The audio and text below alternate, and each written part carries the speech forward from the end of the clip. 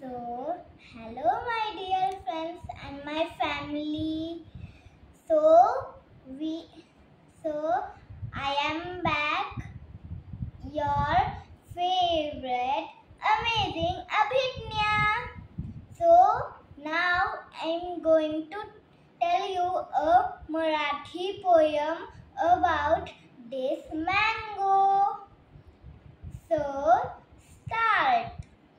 एक सोनूला आंबा गेला होता कंटाळून, खूप वेळ होता बिचारा एकाच जागी बसून.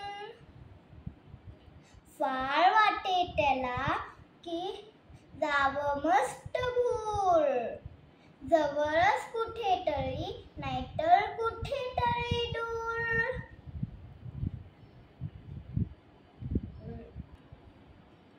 खूप प्रयत्न केला पण उडी मारता येईना. वाळ्यावर झुलला तरी खाली उतरता येईना. एके दिवशी झेले दादा हसून त्याला म्हणाले, मी करतो ले तुझी मदत तुला अलगद खाली उतरायला.